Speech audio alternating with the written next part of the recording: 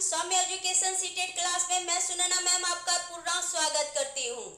कैसे हैं आप सभी और आशा करती हूँ आप सभी बहुत अच्छे होंगे। तो आज हम लोग बाल विकास और शिक्षा शास्त्र में आज पढ़ेंगे चैप्टर फर्स्ट का ही हम लोग उप प्रकरण को देखेंगे, विकास के स्वरूप यानी कि नेचर ऑफ डेवलपमेंट, जो कि चाइल्ड डेवलपमेंट एंड पेडागोगी का इम्पोर्टेंट पार्ट है। तो चलिए आज हमारा ये टॉपिक जो है हम देखते हैं विकास के स्वरूप को। ठीक है, हम सभी जानते हैं कि विकास जो है निरंतर चलने वाली एक प्रक्रिया है, यानी जन्म से लेकर के मृत्यु तक जो है विकास हर बालक का होता रहता है। विकास कभी रुकती नहीं है, बल्कि ये धीमी हो जाएगी लेकिन ये रुकती नहीं है। और विकास जो है सभी पक्षों का होता है और विकास के कई आयाम भी होते हैं जिससे कि हमारा विकास प्रभावित और अप्रभावित होता है। तो चलिए, तो विकास के कौन से स्वरूप होते हैं हम आज उनकी चर्चा करेंगे। तो मूल रूप से विकास के 4 स्वरूप होते हैं। कितने फॉर्म्स होते हैं? 4 फॉर्म्स होते हैं, 4 स्वरूप होते हैं। तो इन 4 स्वरूपों में से कौन कौन से स्वरूप हैं, तो चलिए हमारे साथ आप आगे बढ़ते हैं। तो पहला जो आपका परिवर्तन है विकास का, तो सबसे पहला जो स्वरूप होता है, यानी कि जब मेल और फीमेल आपस में मिल करके क्या करते हैं, संलयन करते हैं और नए संतति का निर्माण करते हैं या प्राप्ति करते हैं, तो उसके क्या होता है, यानी कि उनके आकार में परिवर्तन होता है। तो ये विकास क्या है, पहले स्वरूपों का क्या करती है, स्वरूपों में आकार का परिवर्तन करती है, यानी कि चेंज इन द साइज। यानी कि सबसे पहले बालक के शारीरिक विकास के क्रम में आयु बढ़ने के साथ साथ शरीर के आकार का, यानी शरीर का जो आकार है और उनका जो वजन है, इसमें निरंतर परिवर्तन होता है। यानी कि कहने का तात्पर्य है कि जब बच्चा यानी कि भ्रूणावस्था में रहता है, फिर उसके बाद आगे जब जन्म के बाद यानी कि शैशव अवस्था में उनका आकार और वजन दोनों में क्या होता है, परिवर्तन होता है। बच्चा शैशव अवस्था से जब बाल्यावस्था में आता है तो उनके आकार और उनके विभिन्न स्वरूपों में क्या होता है, वजन में क्या होता है, परिवर्तन होता है। फिर जैसे बच्चा किशोरावस्था में जाता है तो वहाँ क्या होते हैं, कई प्रकार के जो है शारीरिक और मानसिक परिवर्तन होते हैं, बौद्धिक परिवर्तन होते हैं। ठीक है, तो शारीरिक रूप से तो एकदम परिवर्तन होता है। ठीक है, ये किशोरावस्था तक हम परिवर्तन देखते हैं। ठीक है, और आगे क्या देखेंगे कि जैसे जैसे अवस्थाएं बदलती है वैसे वैसे बच्चे का क्या होता है, विभिन्न प्रकार के जो है बौद्धिक और मानसिक विकास भी क्या होते हैं और व्यवहारिक विकास भी क्या होते हैं, भाषाई विकास भी क्या होते हैं, परिवर्तन, यानी कई विकासों में परिवर्तन होता है। तो यहाँ जैसे कि as the age progresses in the physical development of the child, there are constant changes in body size and weight.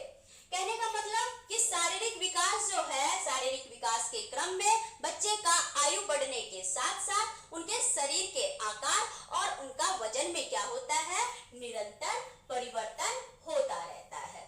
ठीक है, तो चलिए आकार में परिवर्तन आप समझ गए कि कैसे होता है बच्चे के आकार में परिवर्तन।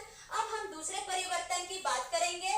तो दूसरा परिवर्तन हो जाता है ये अनुपातिक परिवर्तन। अनुपातिक यानी कि प्रोपोर्शनल जो चेंजेस होते हैं।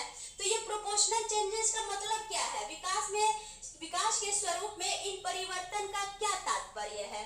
तो यहाँ हम क्या देखेंगे कि बालक का जो स्वरूप में परिवर्तन होता है वो अनुपातिक रूप से होता है। अनुपातिक यानी कि मानव के शरीर में सभी अंग अनुपातिक रूप से क्या होते हैं, परिपक्व होते हैं। और मतलब कि एक साथ सभी अंगों में परिपक्वता नहीं आती है। सोचेंगे कि मतलब कि अगर हाथ पैर मतलब कि बच्चा का परिपक्व हो गया तो उसके साथ दांत भी आ जाए, और कुछ दांत आते भी हैं तो कुछ क्या होते हैं, जैसे कि दुधिया दांत आता है, मिल्क टीथ आते हैं, फिर वो फिर अवस्था के साथ क्या हो जाता है, यानी बाल्यावस्था में जाकर के वो दूध का दांत क्या हो जाता है, वो परमानेंट टीथ में जो है कन्वर्ट हो जाता है, बदल जाता है, यानी कि वो टूट करके नए दांत आ जाते हैं। तो इस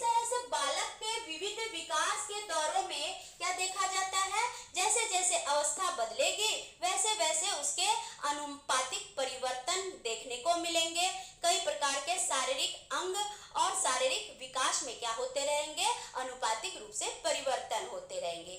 जैसे कि किशोरावस्था में लड़के और लड़कियां जो हैं, इनके शारीरिक अंगों में क्या होता है, परिपक्वता आने लगती है। उनमें भी एक ये है कि जो बच्चे का शारीरिक विकास क्या होता है, यानी कि पोषण अच्छे से होता है, तो उसका शारीरिक जो परिवर्तन होता है या शारीरिक विकास जो होता है अच्छे से होता है। तो इस तरह से अलग अलग फैक्टरों पर क्या होता है, हम कई प्रकार के अनुपातिक परिवर्तन देखते हैं। ठीक है, चलिए अब हम तीसरा जो परिवर्तन देखेंगे, तो तीसरा परिवर्तन आपका हो जाता है यानी कि पुराने स्वरूपों में परिवर्तन। ठीक है, पुराने स्वरूपों में परिवर्तन यानी कि changes in the new old forms है। ठीक है, तो ओल्ड फॉर्म्स क्या हो जाते हैं, परिवर्तित हो जाते हैं और उसके जगह में नए फॉर्म्स आ जाते हैं। तो क्या नए फॉर्म्स आते हैं, तो जब बालक में नई विशेषता होती है, यानी समय के साथ क्या होते हैं, उनके शारीरिक अंगों में परिवर्तन होता है।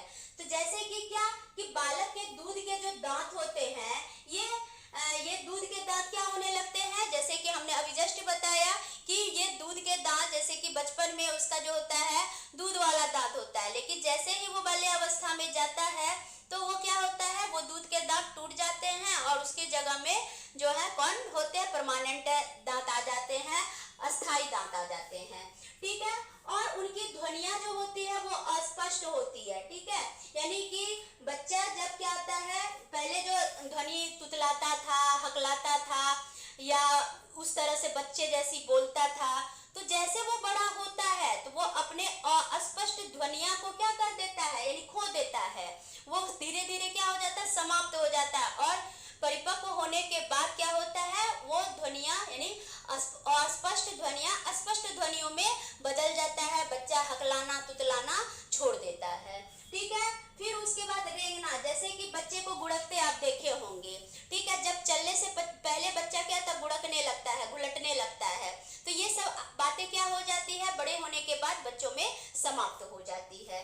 ठीक है, बाकी जो बात बात पे बच्चे रोते हैं, तो बच्चे जैसे जैसे परिपक्व होते हैं, जैसे कि बचपन में कोई भी खिलौना देते हैं तो नहीं हमको चाहिए, हम किसी तरह नहीं जानते, नहीं तुम खाएंगे नहीं, पिएंगे नहीं, तो इस तरह से करने लगते हैं, जिद करने लगते हैं, रोने लगते हैं, वहीं पे हुआ तो घुलट भी जाते हैं। ठीक है, तो ये सारी बातें जो हैं, तो बच्चों की क्या होती है, ये सारी पुरानी आदतें क्या हो जाती है, समाप्त हो जाती है और नए नए आदत जो कि बच्चे नैतिकता पर या अपने व्यवहारों को परिमार्जित करने के लिए जो सीखते हैं, उनको वो क्या करते हैं, अपने स्वरूप में लेने लगते हैं। ठीक है, यानी अच्छी अच्छी आदतें सीखने लगते हैं। चलिए नेक्स्ट हम लोग आते हैं,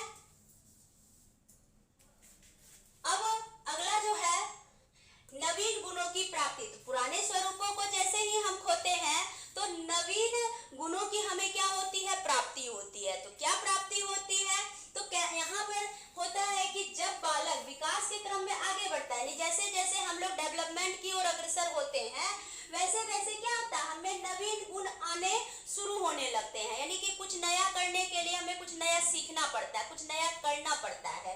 ठीक है, तो जिनके दम पर वो क्या करता है कि अपने जीवन पथ में अलग अलग उपलब्धियों को प्राप्त करता है, वेरियस अचीवमेंट को वो क्या करता है, रिसीव करता है।